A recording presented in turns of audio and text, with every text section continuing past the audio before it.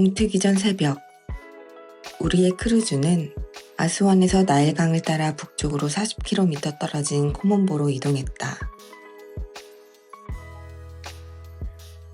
리버 크루즈여서 그런지 배의 움직임은 거의 느끼지 못했고 엔진 소리가 커지면 곧 이동하겠구나 예상할 수 있었다. 크루즈 내 모든 식사는 1층 레스토랑에서의 뷔페식이었다. 샐러드, 과일, 베이커리, 시리얼, 계란 요리 등 보통의 호텔 조식과 같은 메뉴로 구성되어 있었다.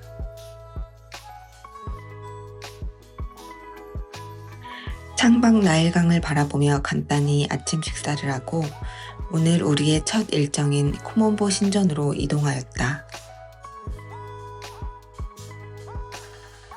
배에서 내려 조금 걸어가니 바로 코몬보 신전이었다. 코몬보는 고대 악어신 세베크 신앙의 최고 중심지였고 코몬보 신전은 악어신 세베크와 메이신 호루스에게 절반씩 바쳐진 신전으로 신전의 입구와 성소가 각각 2개씩이라고 한다.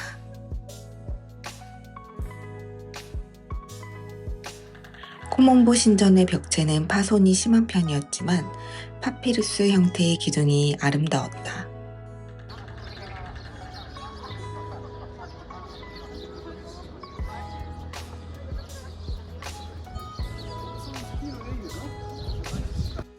깊은 우물도 있었는데 이 우물을 통해 나일강의 수면 높이를 확인할 수 있었다고 한다.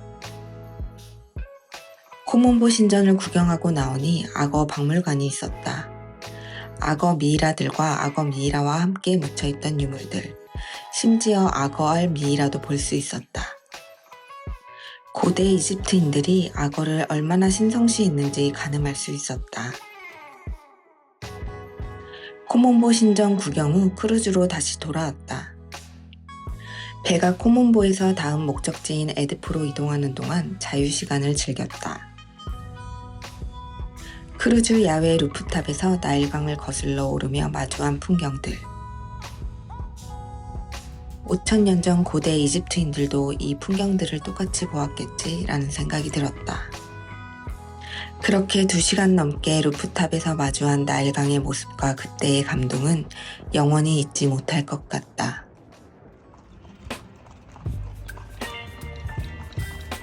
에드프 지역 도착. 배에서 내려 호루스 신전까지 마차를 타고 약 15분 정도 이동했다.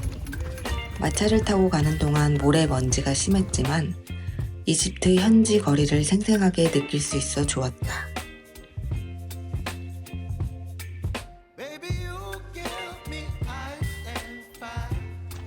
마차 팁은 인당 1달러씩이었는데 추가로 더 요구하는 경우가 많다고 한다. 역시나 호루스 신전에 도착해서 2명 2달러를 지불하니 굉장히 무서운 표정과 말투로 돈을 더 달라고 요구하였고 추가로 1달러를 더 지불하고 빠르게 마차에서 내렸다. 호루스 신전은 프톨레마이오스 왕조 때 세운 것으로 이집트 내에서 보존 상태가 양호한 사원이며 세계에서 가장 큰 카르낙 신전 다음 가는 사원이라고 한다. 규모가 큰 사원이라 그런지 그 입구가 웅장하고 기둥이 매우 거대했다. 이 신전은 매의 형상을 한 호루스 신에게 바쳐진 신전이며 전설에 의하면 이곳은 호루스와 세트 사이에 벌어졌던 전쟁터 위에 세워졌다고 한다.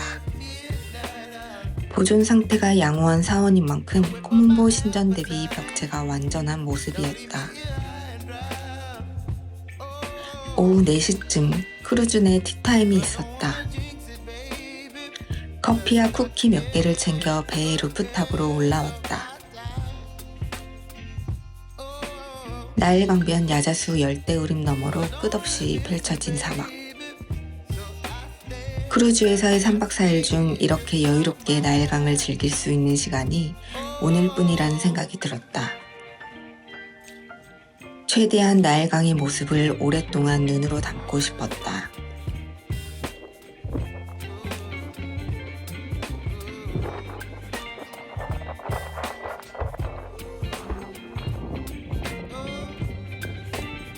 그렇게 저물어가는 해와 함께 여유로운 시간을 보내고 나니 나일강의 아름다운 석양을 볼 수 있었다.